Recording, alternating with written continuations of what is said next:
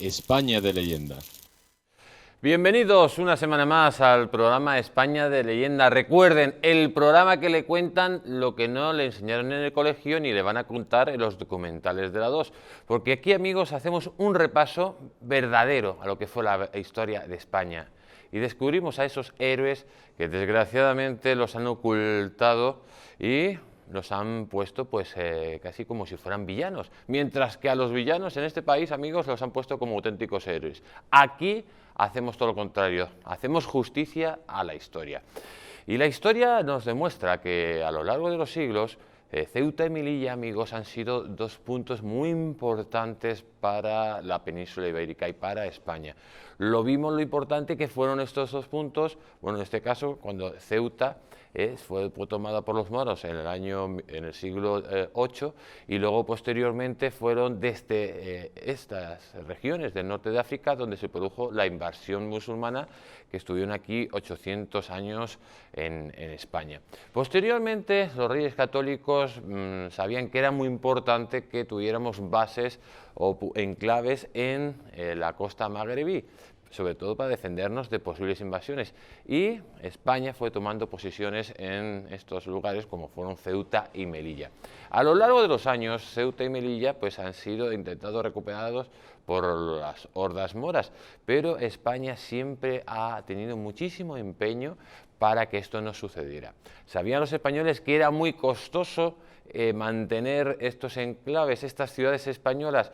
¿Por qué? Porque en aquella época, amigos, había que abastecerlas desde la península y sobre todo el abastecimiento no llegaba generalmente a tiempo, lo que provocaba pues multitud de rebeliones en la zona.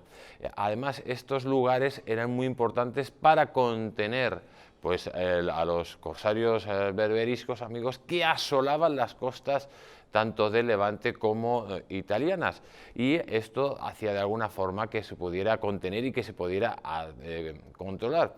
Además, el Mediterráneo en aquella época pues, era un foco de piratas, como hemos dicho, musulmanes, sobre todo en la zona de Marruecos, Argelia y Libia, que pues, durante muchísimo tiempo esos lugares fueron casi como franquicias del Imperio turco. Poco a poco esto iba cambiando, porque el Mediterráneo iba perdiendo su importancia, ir al Atlántico, amigos, donde se estaba produciendo la mayor parte del comercio mundial, ese intercambio que había entre América y España.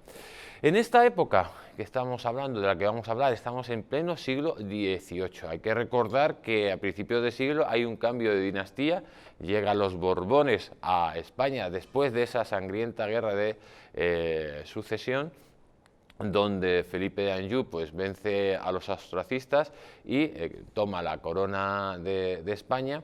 En ese periodo España se produce un proceso de renovación continua, pasa, digamos, de una España en decadencia que habían dejado los últimos Austrias a renovarse y a resurgir como el ave fénix de sus cenizas, y también surge una potencia pues, depredadora como es el Reino Unido. El Reino Unido, amigos, va a estar generalmente en todos los tinglaos que tenga que ver con España. De alguna u otra forma siempre quería fastidiar los intereses españoles y así lo hizo en este asedio de Melilla. ¿Por qué decimos que era el Reino Unido? Porque fue el Reino Unido, amigos, el que, sin estar en guerra directa con España, pues suministró continuo armamento a los moros para que pudieran asediar Melilla, y además le dio, digamos, pues a esos militares que manejaban el armamento, unos artilleros que destacaban por su puntería y por su efectividad.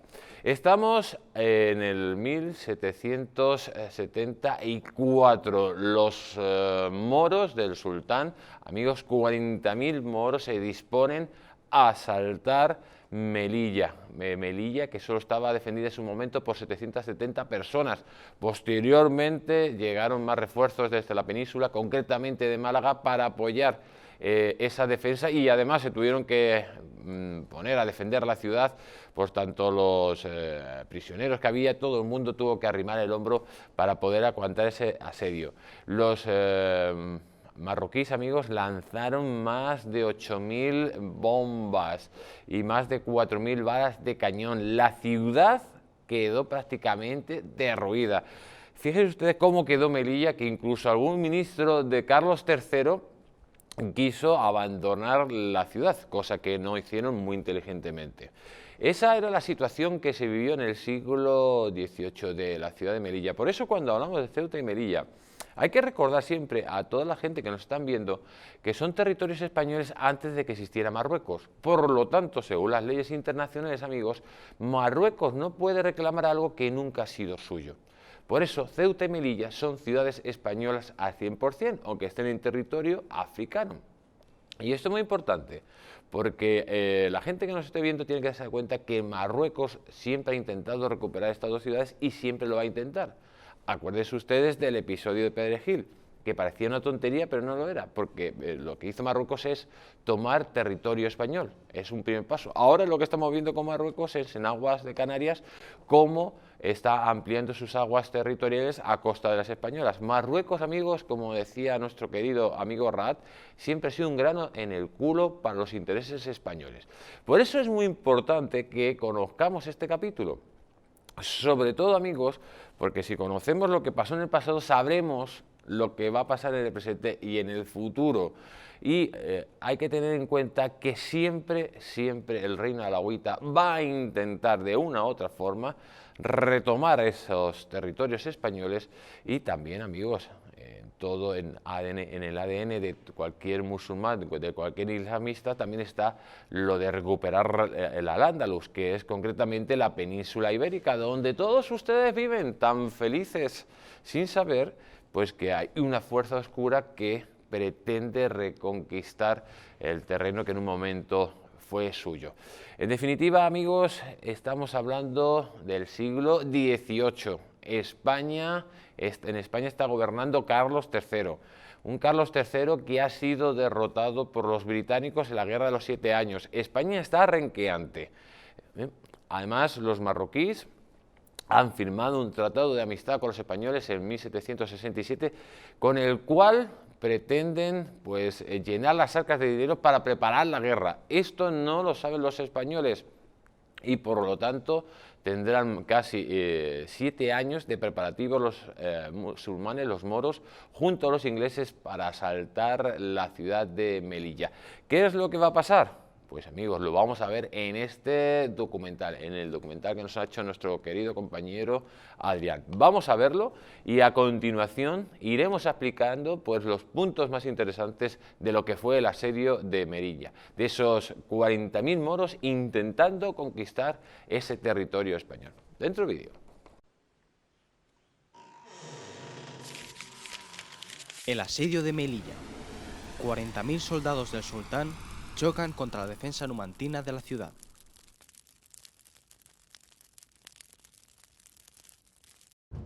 Para la monarquía hispánica, el interés en mantener las plazas africanas tenía que ver, de forma principal, con proteger sus rutas comerciales con América frente al corso berberisco, especialmente en la costa atlántica de Marruecos, aunque también el comercio en la costa del levante de la península, Baleares y el Reino de Nápoles. España pagaba un alto precio, pues el mantenimiento de estas plazas tenía un coste muy elevado. Era necesario protegerlas militarmente, a la vez que las condiciones de vida en ellas eran muy duras por situarse en territorio hostil. El aprovisionamiento se hacía desde la península y debido a las dificultades para mantener la regularidad en los abastecimientos, se producían situaciones de escasez, lo que causaba constantes conflictos y revueltas. Tras la muerte de Mulay Ismail en 1727, se abrió un periodo calificado de crisis anárquica, que se extendió por 30 años, durante los que se sucedieron 7 sultanes, todos hijos suyos. Debido a la inestabilidad interna que dominó esas 3 décadas, las plazas españolas se vieron en mayor medida aliviadas de la presión a la que los tenía sometidas el anterior sultán. Aún así, hubo 2 asedios contra Ceuta en octubre de 1732 de la mano de Muhammad ben Abdallah y un tercer asedio en 1757. Además, en esos 25 años, la plaza fue hostigada de modo permanente por los cabileños circundantes. El periodo de anarquía llegó a su fin en 1757, tras la muerte del sultán Abdalá IV y la llegada al sultanato de Muhammad III, de nuevo un príncipe reformador, quienes además de reestructurar la administración y el gobierno, alivió las pesadas cargas fiscales destinadas al mantenimiento del ejército. Con el nuevo sultán, las posesiones españolas disfrutaron de relativa tranquilidad, aunque los conflictos de menor entidad con las cabilas circundantes seguían siendo constantes. La llegada de un nuevo soberano a Marruecos y la de Carlos III al Reino de España provocó un cambio en las relaciones entre ambos países. Aunque quizás este cambio venía gestándose con anterioridad, pues Muhammad III, aunque no accedió al sultanato hasta 1757, había estado asociado al trono desde 1743, como lugarteniente o jalifa del monarca en Marrakech. Desde esa fecha, ya dio muestras de su talante aperturista hacia el exterior. El sultán se interesó por los asuntos europeos, debido a su convencimiento de lo favorable que era para su país participar de las ventajas materiales que las relaciones con España podían reportarle. Para mejorar los vínculos, consideraba imprescindible limitar el ejercicio de la piratería contra el comercio marítimo europeo, así como la esclavitud a que eran sometidos los cristianos apresados como consecuencia del corso. El soberano marroquí renunciaría a esas prácticas para entablar amistad con Europa, exigiendo de la contraparte cristiana un comportamiento similar. El momento era propicio, ya que el corso magrebí estaba en franca regresión por la multiplicación de los corsarios de otros orígenes y la disminución de las posibles presas en el Mediterráneo occidental. De este modo, se concertaron con varias naciones europeas tratados internacionales, aunque se continuó con la costumbre de no establecer representaciones diplomáticas de carácter permanente, sino que se nombraba un embajador para una misión muy concreta. Donde sí se produjo un cambio fue en la persona elegida para el desempeño de tales tareas, que generalmente eran carácter comercial. Sin embargo, el cónsul general ya no era como antaño un comerciante de profesión. Por parte española, Carlos III también mostró interés en mejorar las relaciones con el país del sur, consciente del aumento de la competencia comercial y de la influencia de otras potencias europeas en la región. Países como Francia o Dinamarca establecían consultados y cultivaban intereses comerciales con el Magreb, y la presencia británica en Gibraltar, con el aumento de su influencia sobre Marruecos, podían poner en peligro la supremacía española sobre el estrecho. Muhammad III, al igual que sus predecesores, no abandonó la idea de recuperar los enclaves extranjeros en su país. Entre los años 1756 y 1758, hubo dos intentos en Ceuta de conquistar la ciudad por la fuerza, aunque no alcanzaron resultados satisfactorios, pues las defensas de la ciudad estaban muy por encima de las capacidades del ejército enviado para la conquista. Con el ánimo de suavizar y mejorar las relaciones con España, el sultán fue más benévolo en el trato dado a los cautivos españoles que a los de otros países en los que el canje de prisioneros estaba sometido a unas reglas manifiestamente desiguales, exigiéndose la liberación de varios cautivos musulmanes a cambio de un solo cristiano, o pidiendo un rescate bastante elevado por cada europeo. Con España se aceptaba con relativa facilidad el rescate. Esta iniciativa, que manifestaba buena voluntad por parte del país vecino, hizo que los ministros de Carlos III se mostraran también favorables a las buenas relaciones con Marruecos. El primer contacto, iniciado por parte marroquí, se llevó a cabo a través del gobernador de Tánger, que fue el encargado de presentar al gobernador español de Ceuta los esclavos españoles. Ambas autoridades fueron ampliando sus conversaciones a otros asuntos y además de la libertad de los cautivos, se hablaba de garantizar la libre navegación, de los intercambios comerciales, de la extradición de desertores de los presidios, etc. Cada país envió un representante. Por parte española fue el franciscano Bartolomé Girón, el enviado a Marruecos con el objetivo de poner de manifiesto el agrado por haber llegado a un acuerdo respecto a la libertad de los cautivos y a la libre circulación marítima, con lo que enseguida se abrió el tráfico comercial a través del estrecho de Gibraltar, cuestión ventajosa para la monarquía hispánica, pues permitía un fácil acceso al Atlántico. Una vez iniciado este acercamiento básico, las puertas estaban abiertas a unas relaciones más amplias y beneficiosas para ambos países. Para consolidarlas, Muhammad III envió a la corte de Madrid en agosto de 1766 a Ahmad al-Ghazal, uno de sus principales secretarios, en misión diplomática, acompañado de otros altos dignatarios del sultanato, del padre Girón y de intérpretes. El objetivo era negociar los términos de un tratado de paz y comercio y firmarlo. El secretario de Estado de Carlos III, el marqués de Grimaldi, fue el responsable de las negociaciones con la embajada a Louis. Las cuestiones más complejas, mientras se discutía el futuro tratado de paz y comercio, fueron las relativas a los enclaves españoles. Grimaldi intentó mejorar la situación de las plazas españolas en el Magreb, solicitando una extensión de sus límites territoriales. Sin embargo, dada la voluntad marroquí de recuperar esas plazas, no hubo acuerdo al respecto. Tampoco el deseo español de disponer de un establecimiento pesquero en las inmediaciones de la desembocadura del río Nun, en el Sáhara, fue satisfecho. Sí se obtuvo al menos el derecho a pescar a lo largo de las costas del país africano, actividad que no se permitía a ninguna otra nación. A pesar de la falta de consenso respecto a varias cuestiones, se envió otro embajador con carácter extraordinario, el almirante Jorge Juan Santacilia, para continuar las negociaciones directamente con el sultán.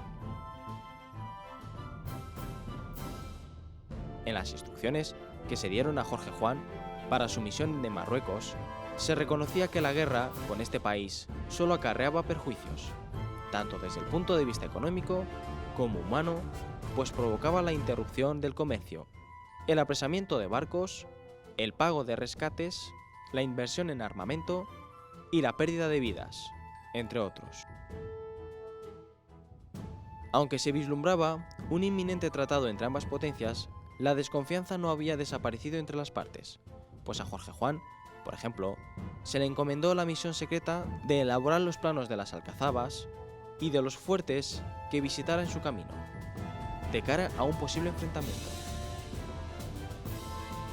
Tras el rechazo marroquí a la petición de ampliación del territorio de las plazas africanas, fundándose en que la prohibía su ley y que todos sus predecesores habían jurado que no alterarían sus términos, sí se accedió a que se realizara la demarcación de los límites de Ceuta. Para ello, el sultán comisionó al alcaide de Tetuán, H, con la misión de realizar el deslinde junto a un plenipotenciario designado por Carlos III. Sin embargo, Marruecos obstaculizó la demarcación, resultando imposible situar mojones en los límites. Las conversaciones entre España y Marruecos culminaron el 28 de mayo de 1767, con la firma del primer Tratado de Paz y Comercio entre ambas naciones. 2 días después, el 30 de mayo, se finalizó el texto del acuerdo. El Tratado de Paz y Comercio aportaba seguridad jurídica a aquellos que ejercían el comercio entre ambos países, al regular las pautas que debían seguir las relaciones mercantiles a partir de su firma.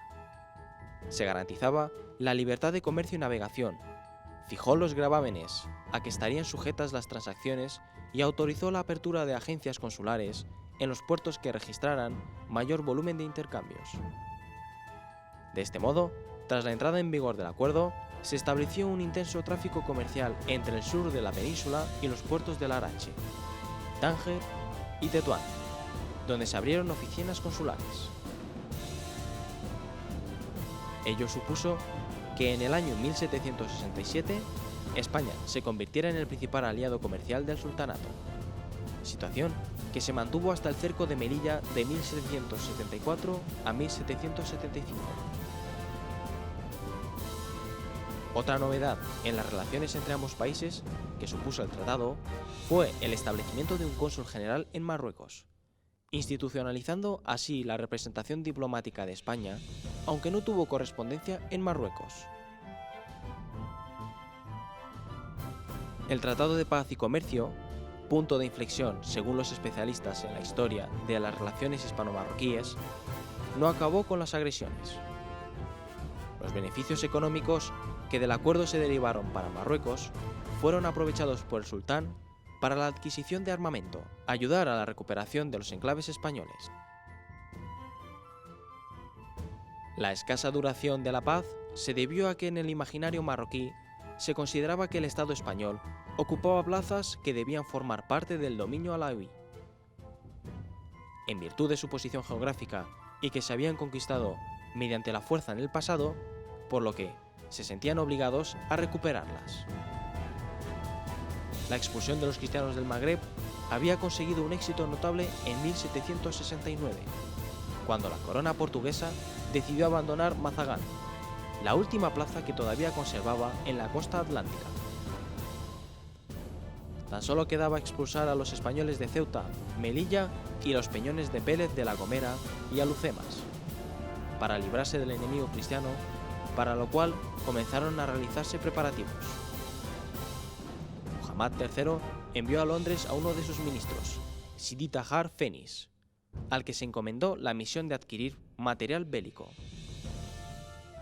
Algunos autores consideran que aquella iniciativa obedeció al menos en parte a la influencia de Gran Bretaña, interesada en suscitar una guerra entre España y Marruecos que obstaculizara el auxilio hispano a la sublevación de las colonias británicas de Norteamérica, por lo que es posible que las operaciones del sitio de Melilla contaran, al menos, con el visto bueno británico.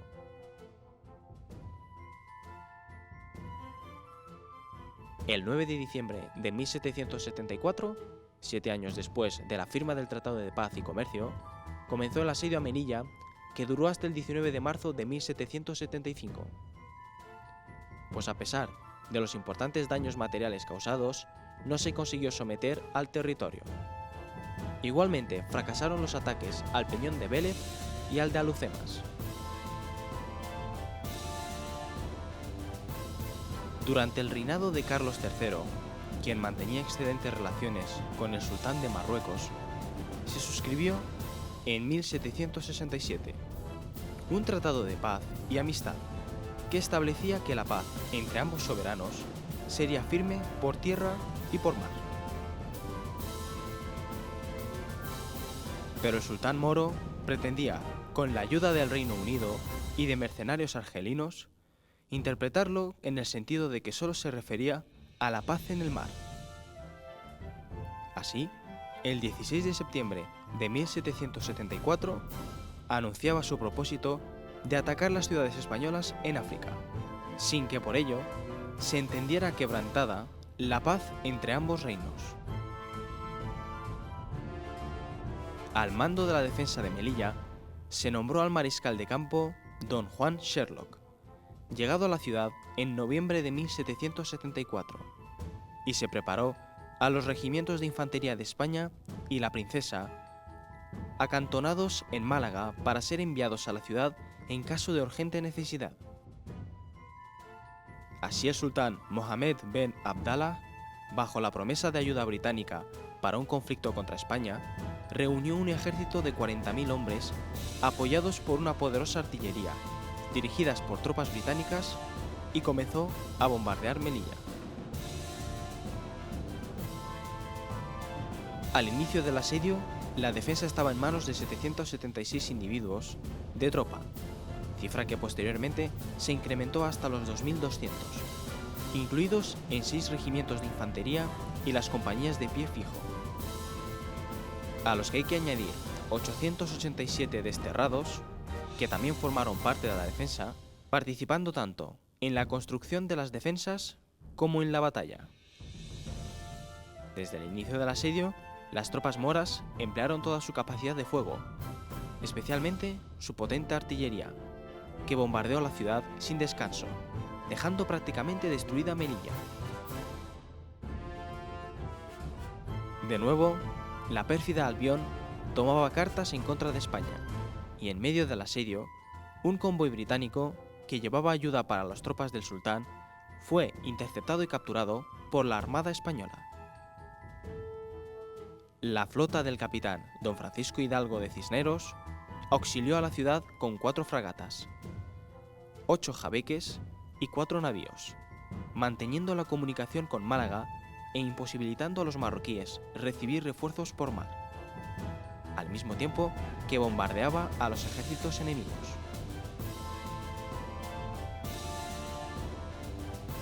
Por otro lado, los turcos, con los que los españoles, gracias a la gran labor diplomática de Carlos III, mantenían buenas relaciones, empezaron a presionar las fronteras orientales de Marruecos. El mariscal de campo don Juan Sherlock logró romper el sitio de Melilla, empeorando la situación de Ben Abdallah, que ya había sufrido la desbandada de los argelinos, y la imposibilidad de recibir ayuda de los británicos, lo que ponía prácticamente al límite a las fuerzas moras, que se desangraban poco a poco. El día 19 de marzo de 1775, festividad de San José, convencido el sultán de la inutilidad de sus esfuerzos para conquistar la ciudad, decidió levantar el sitio, retirándose con su ejército no sin enviar antes un parlamentario con una carta al monarca Carlos III, llena de propuestas de amistad, en la que solicitaba el restablecimiento de la paz, que tan caprichosamente había violado. Las bajas de las fuerzas defensoras se elevaron a 117 muertos y 509 heridos, algunos de los cuales fallecieron más tarde, mientras que las bajas musulmanas se contaban por miles. El número de proyectiles que cayeron durante el asedio a Melilla fueron alrededor de 8.500 bombas y unas 4.500 balas de cañón, destrozando prácticamente la ciudad.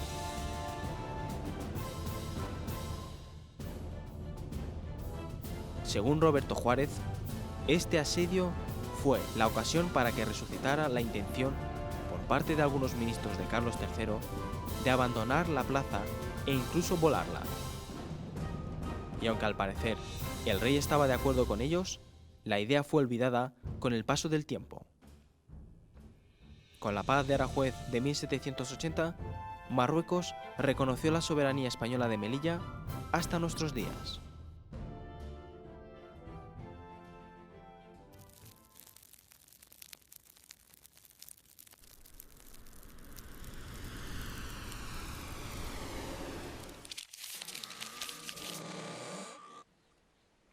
Pues amigos, ya hemos visto este documental donde, sobre todo, hay que tener en cuenta lo que pasó en Marruecos. El Sultanato de Marruecos, a partir del año 1727, pues se produce una grave crisis. Había muerto el sultán y durante 30 años se produce un movimiento de anarquía constante. Hubo 7 sultanes, hijos de este sultán, pero en ese momento, en esos movimientos de anarquía, de inestabilidad en Marruecos, no se creía que se quedaron quietos, porque hubo dos asedios a Ceuta en el año 1732 y luego otro asedio en el 1757. Marruecos quería a toda costa pues acabar con los intereses españoles en el Magreb. Lo cierto es que a todo esto se añadió algo muy importante. Portugal, la otra nación de la península ibérica, había abandonado sus posesiones en la costa marroquí, en Mazagal concretamente. Esto fue pues un punto de inflexión para los marroquíes. Veían que acosando a las plazas cristianas y situando a sus ciudades en constante peligro, pues iban cediendo y les iba dando ánimos. En la zona de Marruecos solo quedaban ya los territorios españoles que de alguna forma era muy difícil, como hemos dicho al principio del programa, de mantener, porque todo el suministro tenía que llegar de la península. No llegaba el suministro, ¿qué se producía? Continuas revueltas. Hay que dar muchísimos méritos a esas guarniciones militares, amigos, que estaban en situaciones siempre muy precarias, defendiendo los intereses españoles. Y por eso siempre tenemos que hacer ese reconocimiento, porque si no fueran por esos señores que hicieron ese esfuerzo brutal por mantener esas ciudades, ahora mismo no existiría pues lo que es Melilla como lo conocemos habitualmente, como lo conocemos, una ciudad española. En concreto, amigos, España va a firmar en esos tiempos, como hemos dicho, un tratado de amistad con los moros. Este tratado de amistad va a ser aprovechado por los musulmanes para ir preparando la guerra. ¿Quién estaba detrás de esa guerra? ¿Quién estaba siempre cizañeando a los posibles enemigos de España? El gran enemigo del Imperio Español. Lo estamos hablando de la pérfida Albión. La pérfida Albión, amigos, tenía intereses en la zona. Por un lado, hay que recordar que estaban en Gibraltar y estaban muy cerca de lo que es Ceuta y Melilla. Y además ellos querían controlar el estrecho de Gibraltar, y de esa forma controlar todo el tráfico en el Mediterráneo. ¿Cómo podíamos controlar todo el tráfico en el Mediterráneo? Pues lógicamente quitando a España del sur del estrecho y pues teniendo tanto las posesiones de Ceuta y de Gibraltar en manos marroquíes y en manos también de los ingleses. Por lo tanto, los ingleses van a actuar de forma decisiva prometiéndoles armas y prometiéndoles, digamos, expertos militares para que puedan utilizar esas armas.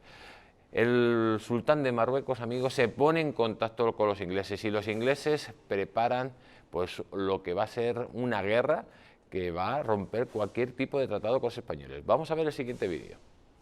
A los españoles de Ceuta, Melilla y los peñones de Vélez de la Gomera y Alucemas, para librarse del enemigo cristiano, para lo cual comenzaron a realizarse preparativos. Muhammad III envió a Londres a uno de sus ministros, Sidi Tahar Fenis, al que se encomendó la misión de adquirir material bélico. Algunos autores consideran que aquella iniciativa obedeció al menos en parte a la influencia de Gran Bretaña, interesada en suscitar una guerra entre España y Marruecos que obstaculizara el auxilio hispano a la sublevación de las colonias británicas de Norteamérica, por lo que es posible que las operaciones del sitio de Melilla contaran, al menos, con el visto bueno británico.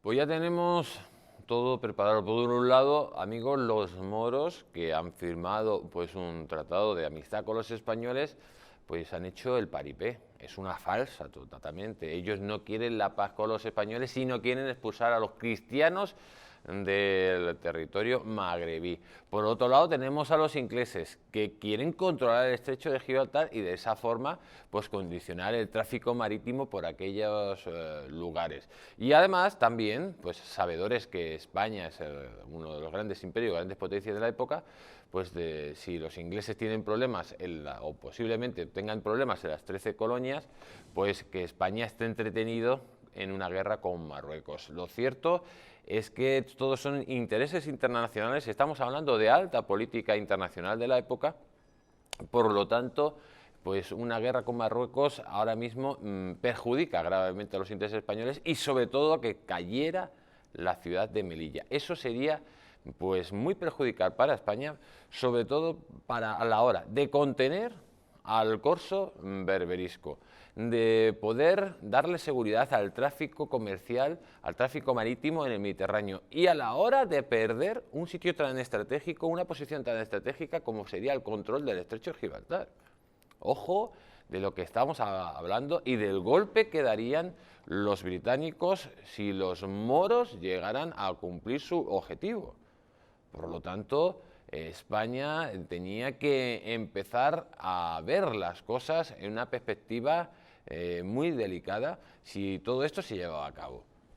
Para que los españoles no se dieran cuenta de lo que podría pasar, pues había firmado en 1763 un tratado de amistad entre el reino alauita y el reino español. ¿Qué es lo que pretendían con este tratado los moros? Pues por un lado ganar tiempo para preparar su ejército. ¿Qué es lo que pensaban los españoles? Pues que era preferible estar en paz con los moros antes de estar en continuas guerras. Por lo tanto, vamos a ceder, vamos a llegar a este tratado de buena amistad, para que las cosas entre los países vecinos pues no vayan más. Pero amigos, cada vez que España se porta bien con Marruecos, Marruecos se la clava por la espalda. Y si no, vean lo que hicieron con este tratado de amistad entre España y Marruecos. Escuchen.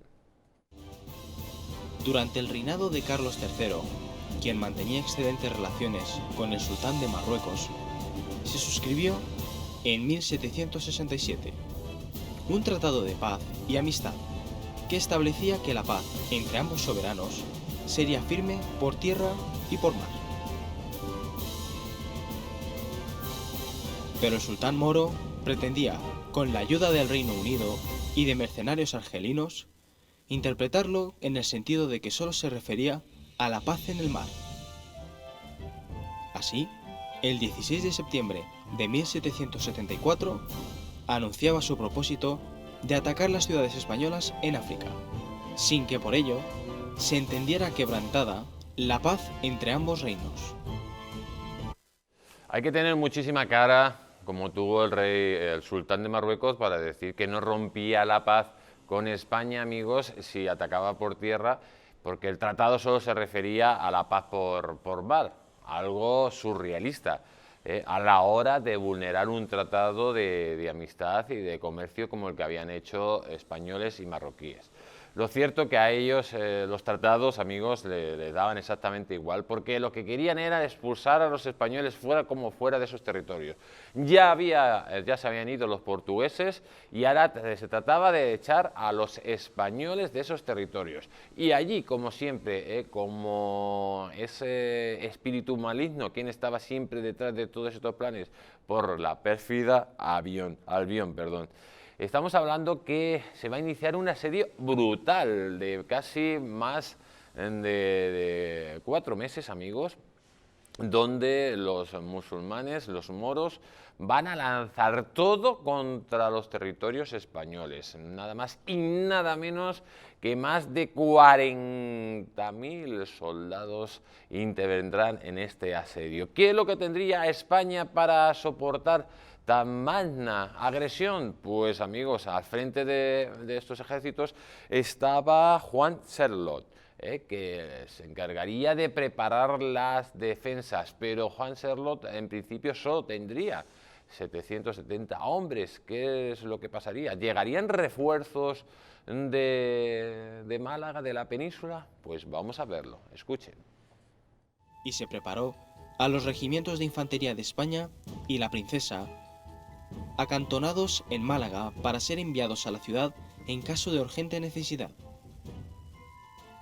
Así el sultán Mohammed Ben Abdallah, bajo la promesa de ayuda británica para un conflicto contra España, reunió un ejército de 40.000 hombres apoyados por una poderosa artillería, dirigidas por tropas británicas, y comenzó a bombardear Melilla. Pues amigos, aparte de los escasos recursos que tenían los españoles en Melilla, aparte de que tampoco llega un gran ejército desde Málaga, pues todos estos se tendrían que pelear nada más y nada menos contra 40.000 soldados magrebíes. En Melilla había 776 hombres. Con la llegada de refuerzos, amigos, llegaríamos a 2.200 hombres.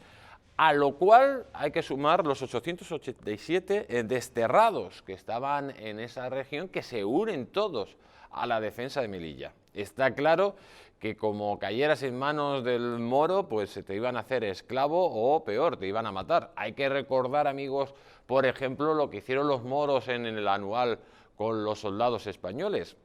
Se lo vamos a recordar, aunque esto lógicamente es muy fuerte. En el Anual, cuando los españoles se rendían a los musulmanes, estos cogieron, amigos, y los mataron, les cortaban sus partes y se las metían por la boca. Por lo tanto, allí se puso a defender todo el mundo lo que es la fortificación, los fuertes de Melilla, porque sabían que como cayeran en manos de los moros, pues le podía pasar cualquier cosa. La peor de todas es que fueran esclavizados, la peor de todas, la mejor de todas, porque seguramente que muchos cristianos que caían en sus manos pues sufrirían terribles sufrimientos, terribles torturas e incluso morirían como asesinaron a miles de españoles en la batalla de Anual. Los musulmanes, los cañones del sultán empiezan a bombardear una y otra vez las posesiones españolas. Ahí caían bombas por todos los lados, amigos. La gente no sabía dónde ya cubrirse o resguardecerse, porque la situación empieza a ser muy dramática. Constantemente intentan asaltos a la ciudad, bombardeos a la ciudad. Los artilleros ingleses, muchos de ellos que estaban a disposición, pues eran unas personas, tenían un acierto brutal a la hora de disparar un cañón. Hay momentos muy difíciles, pero, amigos, va a surgir una figura elemental en todo este asedio. Estamos hablando que van a surgir pues un almirante español que se llamaría Francisco Hidalgo de Cisneros. ¿Qué es lo que sucedía, amigos? Pues que para mantener el asedio los moros necesitaban continuo abastecimiento de armamento para que esos cañones siguieran funcionando. Pero los españoles, la Armada española, intervendría de forma decisiva a la hora de capturar un convoy británico, amigos, que iba directito a ayudar a los moros. Ahí fueron capturados y empieza a cambiar la situación. Vamos a verlo. De nuevo, la pérfida Albión tomaba cartas en contra de España, y en medio del asedio, un convoy británico que llevaba ayuda para las tropas del sultán fue interceptado y capturado por la Armada española. Ya hemos capturado ese convoy británico que era decisivo para poder mantener el asedio. ¿Por qué? Porque lógicamente seguían cayendo bombas a la ciudad, pero no al ritmo del inicio del asedio. Necesitaban más refuerzos, necesitaban más armamentos a la hora de que la ciudad capitulara. Y sobre todo, lo vamos a recordar, la Armada Real Española interviene de forma decisiva. No solo corta cualquier llegada de suministros a las tropas moras, sino que empieza los barcos españoles a hostigar, a atacar a los que están atacando, a los que quieren conquistar Melilla. Empiezan a recibir su propia medicina, constantes bombardeos que el sultán no sabe cómo acabar con ellos. Por lo tanto, empieza ya un respiro para la fortaleza con la llegada de la Armada Real y sobre todo con esa Armada Real cortando, aislando de cualquier ayuda internacional a los moros y de una y otra forma hostigando y atacando a sus tropas. Vamos a ver lo que sucedió, amigos. La flota del capitán don Francisco Hidalgo de Cisneros auxilió a la ciudad con 4 fragatas, 8 jabeques y 4 navíos, manteniendo la comunicación con Málaga e imposibilitando a los marroquíes recibir refuerzos por mar, al mismo tiempo que bombardeaba a los ejércitos enemigos. Pues amigos, ya tenemos una situación que poco a poco se va aclarando para Melilla. Hay que recordar que Melilla prácticamente era una ciudad fantasma de la cantidad de bombas que había caído allí. Pero los ejércitos que defendían el bastión español estaban aguantando, estaban luchando a sangre y fuego contra el moro. Llegaron esos refuerzos que de alguna forma pues aliviaron la situación y la armada que también evitaba que entraran pues cualquier tipo de ayuda al musulmán. Por otro lado, ¿qué es lo que sucedería? Los turcos, amigos, que tenían en esos momentos excelentes relaciones con los españoles, empiezan a presionar en la frontera oriental de Marruecos. Esto que lo que hace que los mercenarios argelinos tengan que retirarse de ese asedio. El sultán marroquí cada día se ve más solo. El sultán ve que sus tropas no han podido tomar la ciudad después de casi 4 meses de continuo bombardeo y empieza a resentirse. Sus hombres, amigos, que habían caído a cientos, a miles en el asedio de la ciudad, cada vez tienen la moral más por los suelos. Los ingleses ya no pueden ayudarle más. España empieza a controlar la situación. ¿Y cómo terminaría esto? Pues amigos, cuando Juan Sherlock levanta el asedio de la ciudad. Estamos hablando del día de San José, de marzo de 1775, cuando los españoles rompen definitivamente ya el asedio de la ciudad. Los moros se tienen que retirar como pueden ante pues, la pérdida de multitud de recursos, de vidas humanas que se quedan postradas en el campo de batalla. Vamos a ver, amigos, lo que sucedió, porque lógicamente esta resistencia numantina de nuestros hombres pues tiene unas consecuencias muy importantes que hoy en día las vemos, ¿no? ¿Por qué? Porque no solo caerían miles y miles de moros, lo que haría que a la hora de hacer otro asedio pues se lo pensaran 2 veces, sino también que habíamos demostrado al Reino Unido que teníamos la capacidad militar de actuar de forma rápida y desbaratar sus maléficos planes. Y esto fue capaz la España de Carlos III. Estamos hablando estamos a finales del siglo XVIII, donde España seguía siendo una de las grandes potencias mundiales y además tenía en esos momentos el imperio más grande sobre la faz de la tierra. Por lo tanto, a la hora de morder el hueso que querían morder tanto los moros como los ingleses, pues amigos, les tenían que crecer todavía muchísimo más los dientes, porque España todavía era un hueso duro de roer. Vamos a ver el siguiente vídeo. El día 19 de marzo de 1775, festividad de San José, convencido el sultán de la inutilidad de sus esfuerzos para conquistar la ciudad, decidió levantar el sitio, retirándose con su ejército, no sin enviar antes un parlamentario con una carta al monarca Carlos III, llena de propuestas de amistad, en la que solicitaba el restablecimiento de la paz, que tan caprichosamente había violado.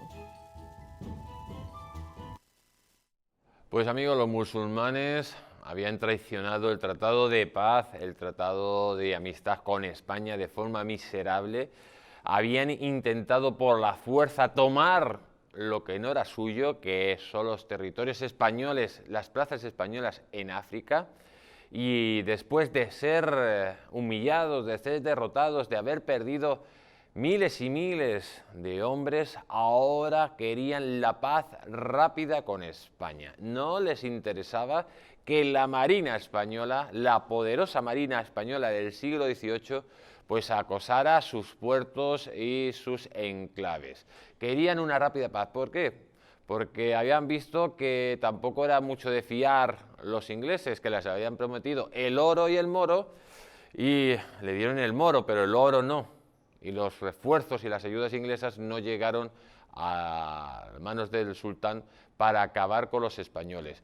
La situación era muy beneficiosa para España, que obligaría a los moros de nuevo a firmar el Tratado de Aranjuez de 1780, donde reconocen por activa y por pasiva la soberanía de los territorios españoles en África, tanto de Ceuta, Melilla, el Peñón de Alhucemas, como otros peñones, como el Peñón de Vélez. Todo esto, amigos, sucede en ese contexto de guerras constantes por el dominio mundial entre España, Francia e Inglaterra. Luego, posteriormente, llegaría la gran revancha española con esa guerra de las 13 colonias, donde España le daría una lección a los ingleses. Pero eso, amigos, como todos ustedes saben, es otra historia. Desde aquí hemos querido hacer un programa especial a nuestras ciudades autónomas en África. En este caso ha sido a Melilla y a Ceuta. Hay que recordar que Melilla estuvo también a punto de caer después de la caída del desastre del Anual, pero allí, amigos, llegó la Legión Española, llegó Millán Astray y el general Franco, y pusieron orden y pudieron acabar con esa amenaza de los musulmanes, de los marroquíes, de los alawís, que pretendían pues saquear de nuevo la ciudad de Melilla. La ciudad de Melilla, un auténtico fortín, amigos, que tenemos que defenderla con uñas y dientes porque es territorio de España y nunca ha sido territorio de Marruecos. Marruecos sabe que por la fuerza nunca nos lo va a quitar. ¿Y qué es lo que va a intentar? Pues lo que está haciendo. Meter poco a poco su gente hasta que se cree allí pues una población hostil a España y se cree pues un conflicto territorial y a la larga pues tengamos que cederlo. ¿Cómo hicieron en la Marcha Verde? Pues más o menos. Intentar fórmulas traicioneras para acabar con los intereses españoles en África. Pero de todos ustedes depende que lo consiga o no. De ustedes, verdaderos españoles de pro, hay que defender a nuestros hermanos de Melilla de cualquier amenaza extranjera, sea de quien sea. Nos tenemos que despedir, amigos, porque se nos ha acabado el tiempo y nos vemos la próxima semana aquí en España de Leyenda. Un fuerte saludo a todos, sean buenos, que Dios les bendiga y que Dios bendiga a España.